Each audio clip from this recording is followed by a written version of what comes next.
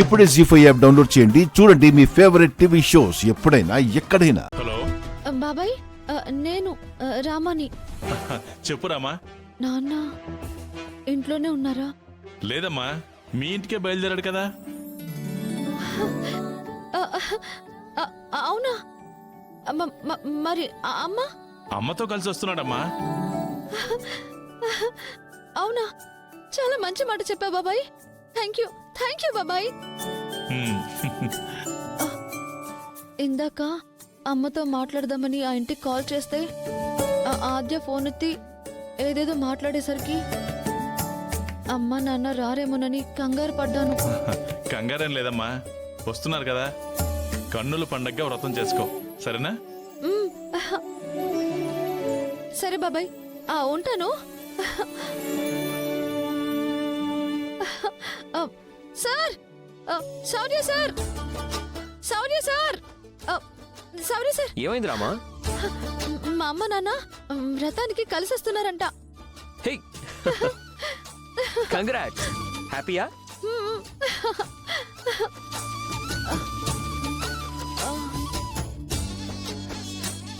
ఏమైంది రామా? వాళ్ళు ఆనందంగా కలిసి రావడం లేదు. నా ఆనందం కోసం బలవంతంగా కలిసి వస్తున్నారు. పోన్లే, ఎలాగైతేనే వాళ్ళు రావడమే కదా మనకు కావాలి. కానీ నాకు మా అమ్మ నాన్నలిద్దరూ ఎప్పటిలాగే అన్యోన్యంగా ఆనందంగా ఇదివరకట్లాగా కలిసి ఉండటం కావాలి. అవును, అలా జరగాలంటే జరగాలి సార్, జరగాలి.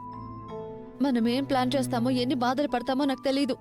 కానీ ఈ ఇంట్లో వ్రతం పూర్తయ్యేలోపు మా అమ్మ నాన్నల కళ్ళల్లో నేను ఆనందం చూడాలి. వాళ్ళిద్దరి మధ్య దూరం తొలగిపోవాలి. గొడవలు సమసిపోవాలి.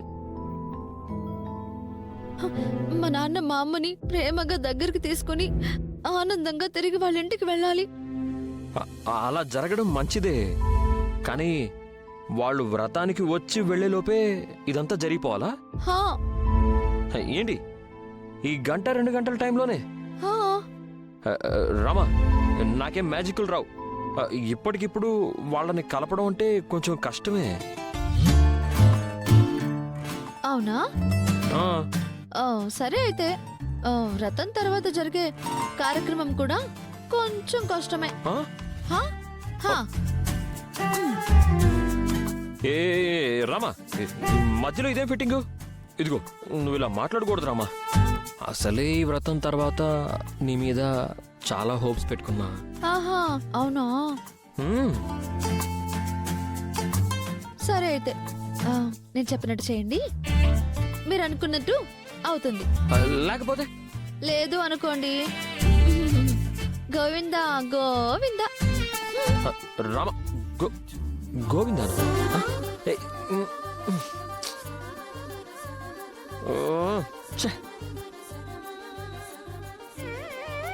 జీ5 యాప్ డౌన్లోడ్ చేసి అన్ని ఎపిసోడ్స్ పూర్తి ఉచితంగా చూడండి.